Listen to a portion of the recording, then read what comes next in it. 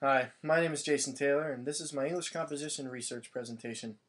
One day I'd like to be a serial entrepreneur, but I have no idea what I need in order to get started. What is the most important thing for a potential entrepreneur to have? Some people say it's a business plan. Others might say you need a strong team of advisors or industry professionals surrounding you in order to succeed.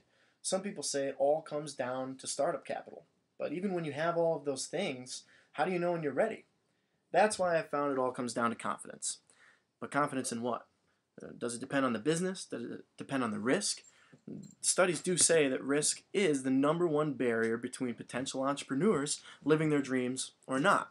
So maybe you want to start small. Maybe you want to sell widgets or watches online or sell sunglasses on eBay. All right, that could work, but maybe let's step it up a little bit. Maybe you want to start a local service like landscaping or senior services.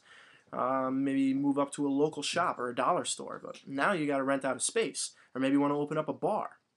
Serving alcohol is a lot riskier than selling watches on eBay. You know what I'm saying?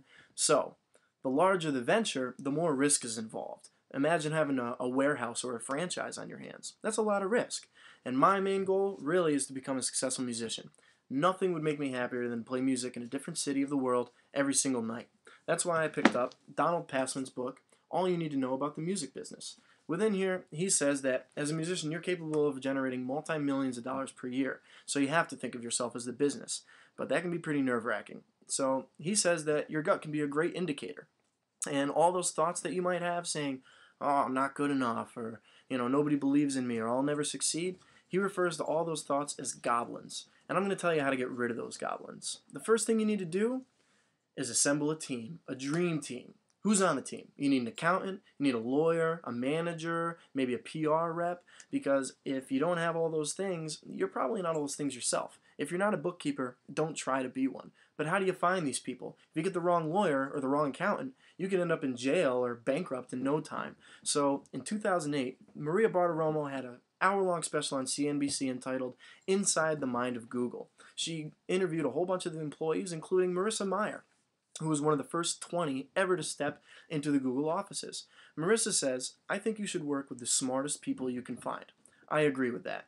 And so does her boss, Eric Schmidt. He's the CEO of Google. He says that you got to find similar kinds of people who are incredibly smart and incredibly motivated and have a sense of change and a sense of optimism. So find the brightest people you can find, convince them to work with you, and then all of a sudden, you got all these brilliant minds behind you. You're going to start feeling a lot more confident. So, you got your dream team. What's next? You got to start your business plan. Genevieve Allender wrote for thinkbigpartners.com. She said, you'll need to start a business plan before you can do anything else. But it can't just be any business plan. You got to have confidence in your business plan. So where does that confidence come from? Well, let's take a look here. Rosalind Russell. Rosalind Russell wrote a paper called Business Plan Competitions in Tertiary Institutions. And within it, she talks about how you can join a business plan competition. I think that's a brilliant idea. You can look online and find one anywhere. There's all sorts of different competitions. What do they offer? Well, they offer mentorship, first of all, with industry moguls. They also offer networking opportunities with other business-minded people. You can do workshops in business skills, business planning, marketing, business financials, even intellectual property. And best of all, they help you analyze the risk. 90% of contestants found that they were a lot less scared of the risk involved of opening their own business once they completed the contest. And even better than that, there are prizes to be won.